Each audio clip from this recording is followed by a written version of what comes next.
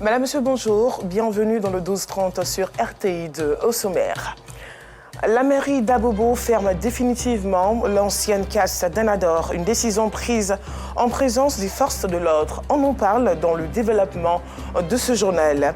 Et puis, au Sahel, plusieurs pays ont été touchés par des inondations. Soyez les bienvenus si vous nous rejoignez. La mairie d'Abobo décrète la fermeture définitive de la casse d'Abobo Anador Banco. Désormais, les artisans et ferrailleurs et garagistes de ce site n'exerceront plus dans le périmètre d'Anador Banco. Une décision rentrée en vigueur hier lundi. Non Sangari. Tout à l'heure, nous avons procédé à vider quelques magasins. Ils viennent de nous dire qu'ils ont mis en place un comité pour faire le déménagement sur le nouveau site. Ils nous demandent de leur accorder un bout de temps. Ils m'ont donné 24 heures, mais moi je leur donne 48 heures de négociation. Passé le délai accordé aux artisans ferrailleurs et garagistes de l'ancienne case d'Anador, pour quitter les lieux, la mairie décrète la fermeture définitive du site. Une décision prise à l'issue d'une rencontre en présence des forces de défense et de sécurité conduite par le préfet de police d'Abidjan, des représentants de syndicats, d'associations de ferrailleurs et de garagistes. À partir de ce jour, la case d'Abobo Anador est fermée. Elle est fermée depuis janvier 2022 et nous, députés au Loulou, elle est fermée.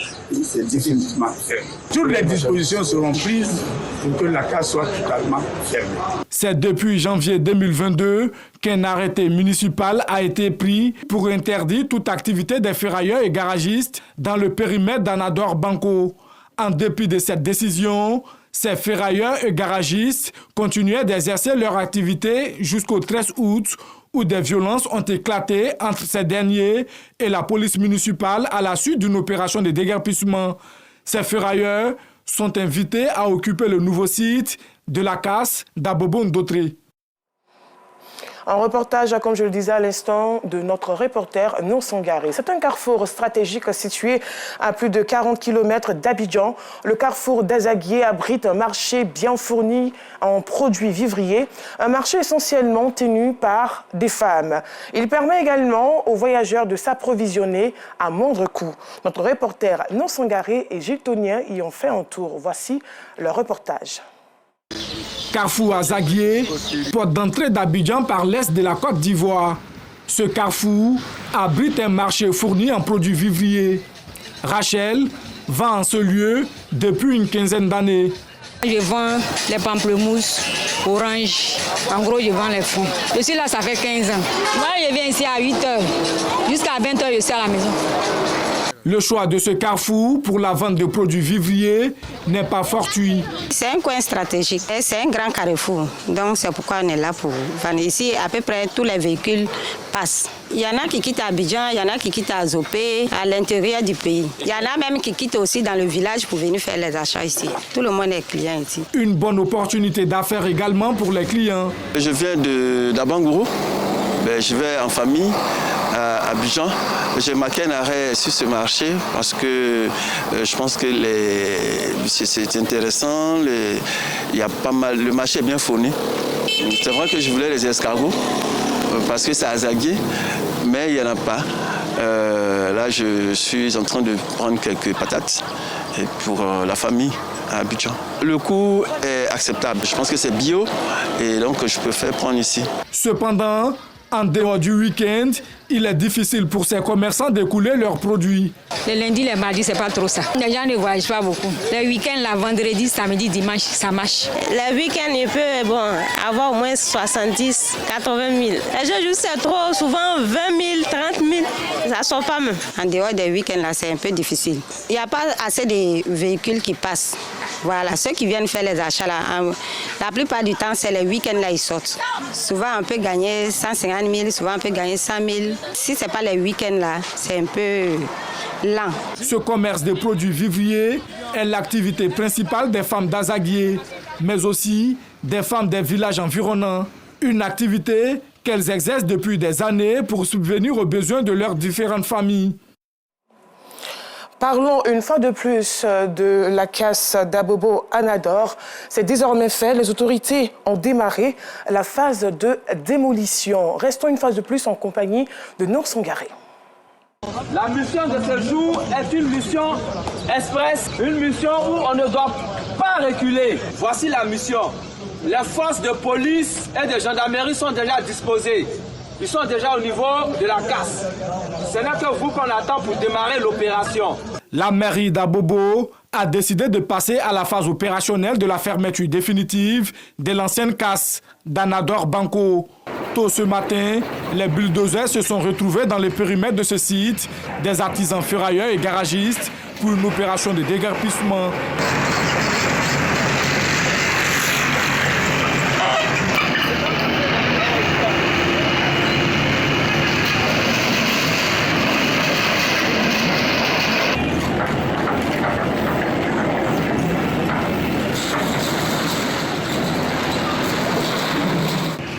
Une opération sous surveillance des forces de défense et de sécurité. Pour les autorités municipales, la récréation est terminée et plus rien n'arrêtera cette opération de déguerpissement. Ce sont 1500 agents de la police municipale et forces de défense et de sécurité qui ont été mobilisés pour cette opération. Changeons de commune à présent. Dans la commune Zassa de Treichville existe un lavage automobile un peu spécial. Situé en bordure de la lagune Ébrié, cet établissement qui a vu le jour dans les années 80 utilise, contrairement aux autres établissements de lavage automobile, de l'eau de pluie pour ses activités. Notre reporter Bienvenue Kwao est allé à la rencontre de ces laveurs automobiles. Sous le pont Charles de Gaulle à Treichville, en bordure de la lagune Ébrié. Un lavage automobile qui attire de nombreux automobilistes. Point de pancarte, point de clôture, l'eau utilisée, l'eau de pluie, cependant une file d'attente considérable. Il y avait des frères qui étaient là depuis 1984. Ils ont creusé le puits. Avant, là, on savait ça, on prend pour laver les voitures. Il y a des autres même, quand ils viennent garer, ceux qui ne connaissent pas, là, ils pensent que nous, c'est l'eau de la lagune, on prenait pour laver les voitures. Après, ils se rendent compte que ouais, c'est l'eau de pluie, on prend pour laver les voitures. Puis là, il n'y a pas quelqu'un qui ne connaît pas. Puis, on lave bien les voitures, les gens sont contents. C'est pour cela qu'ils viennent garer, même si on est occupé, ils vont garer pour attendre nous. On va les aider même d'aller ailleurs, ils n'ont pas habité à laver là-bas. Parmi les fidèles clients, Diara Djakarija, qui est également un ancien laveur de véhicules dans ce lavage. Il vient ici non seulement par habitude, mais aussi par affinité avec ceux qui partagent son ancien métier. Et il lave bien, et puis c'est mon coin au fait. Moi, j'ai fait 7 ans, il lave voiture ici. Bien que ce lavage soit rudimentaire, il permet à ces personnes âgées, tout comme à ces jeunes, de subvenir à leurs besoins essentiels. Ça fait 2 ans que je suis ici. Les voitures, l'argent, la ZP, maison, et puis l'argent de manger dedans, mon habit, tout dedans. Nous, on l'a moins cher. 1000 francs, et puis petite voiture taxi, 500. On est un nombre de 10 personnes qui lavent ici, là. On travaille, on lave les voitures, on paie nos maisons, on paie l'école de nos enfants, on paie tout ce qu'il faut dedans. Et qu'on va gagner quelqu'un pour nous aider, on mélange les coins pour arranger bien propre, qu'on lave les voitures. Ce lavage automobile modeste à l'eau de pluie incarne la résilience et l'ingéniosité des travailleurs de Treichville. Il reste une source vitale de subsistance pour ceux qui y trouvent leur gagne-pain tous les jours sous l'ombre du pont Charles de Gaulle. Séance de formation et d'échange pour inciter les femmes à s'intéresser aux instances décisionnaires du pays. Une initiative de l'ONG Femmes Actuelles Libérales. La rencontre s'est tenue au siège de la Fondation Friedrich Naumann, assise à Cocody. Olivier Kra, Godfrey Okombawa. Promouvoir l'égalité des sexes et contribuer à l'autonomisation des femmes. C'est le combat que mène l'ONG Femmes Actuelles Libérales. À travers un panel, ces femmes et ces jeunes filles sont invitées à s'impliquer dans le changement social et dans la lutte contre la discrimination. Ce que nous recherchons à travers ce panel, c'est l'engagement des femmes. Nous souhaiterons que les femmes soient engagées et que les femmes soient aussi aux décisions de la nation. Il y a des grands rendez-vous qui arrivent et nous souhaiterons que les femmes s'engagent davantage. Les missions de l'ONG Femmes Actuelles Libérales répondent à la volonté de l'État de Côte d'Ivoire de faire de la femme un pilier de cohésion. Associée à ce rendez-vous, des femmes militantes. La présidente du Conseil national des droits de l'homme est choisie comme modèle pour entretenir l'Assemblée. Cette belle initiative qui vise à encourager une floraison d'élites féminines, ayant pris conscience et mis en pratique l'attitude mentale positive, notion favorable au développement du leadership. Nos filles que nous avons recrutées très jeunes dans le combat politique, mûrir et mettre sur pied de telles initiatives qui, ma foi, va servir à former d'autres jeunes filles en politique et pour nous amener à atteindre notre objectif qui est de faire en sorte qu'il y ait de plus en plus de présence féminine dans les organes de décision. L'ONG Femmes Actuelles Libérales est membre des organisations des jeunesses libérales africaines. Elle lutte pour la promotion du libéralisme, des droits de la femme et de la jeune fille. Parlons également des femmes dans le centre du pays. À Bouaké, le réseau des volontaires pour la réinsertion a initié des sessions de formation pratique en technique de transformation des produits locaux au profit de 300 femmes. Cette section de formation qualifiante s'inscrit dans le cadre de la caravane FICTA 2024 initiée par cette ONG internationale en collaboration avec le ministère de la Femme, de la Famille et de l'Enfant dans le but de l'autonomisation, je disais également à l'instant, des femmes de Bouaké. William Kakou Soro Corona. Autonomiser les femmes, c'est contribuer au développement. La chaîne citoyenne et républicaine CCR, un mouvement de promotion de la paix, entend faire de cette maxime un point essentiel de ses activités.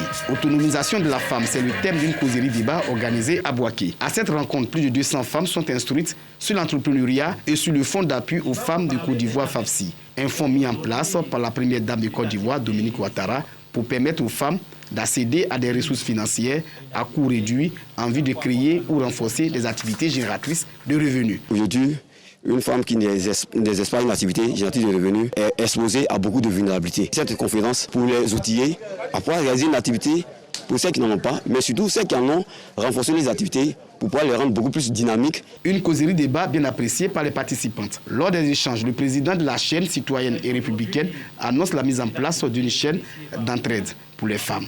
Amadou Bamba insiste sur le remboursement régulier des prêts pour les porteuses de projets. L'État de Côte d'Ivoire a mis des instruments à la disposition donc des femmes pour leur autonomisation.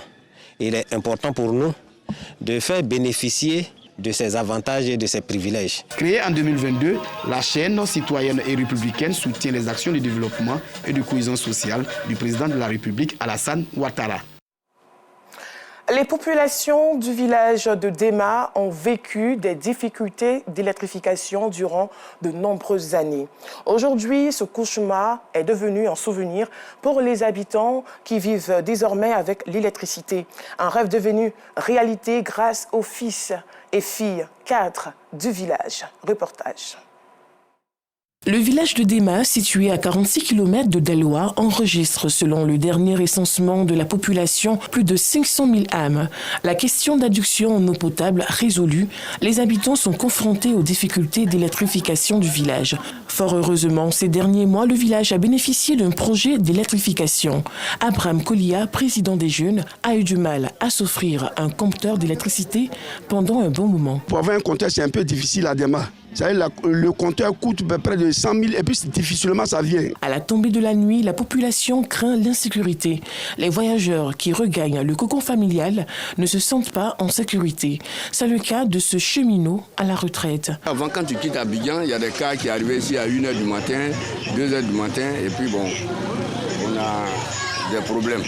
Avant, lorsque tu quittes en voyage et que tu arrives à Dema, sincèrement, c'est tout un problème parce que toi-même, là même, tu ne sais même pas où passer pour arriver chez toi. Tout est noir. Ces craintes ne sont pas tombées. Attention. Toutes nos excuses pour ce problème technique. Terminons ce journal au Sahel. En seulement quelques semaines, les inondations ont ravagé plusieurs pays, laissant derrière elles un bilan humains et matériels dévastateurs. Au Niger, 129 vies ont été fauchées, tandis que 219 755 personnes se retrouvent sans abri. Au Tchad, 54 personnes ont péri en moins d'une semaine. Et au Mali, 15 décès ont été enregistrés avec des milliers de sinistrés. Les pertes agricoles et pastorales viennent aggraver une situation déjà critique. Voilà, c'est la fin de ce journal. Merci à vous de nous avoir suivis. Quant à moi, je vous retrouve le vendredi. Portez-vous bien.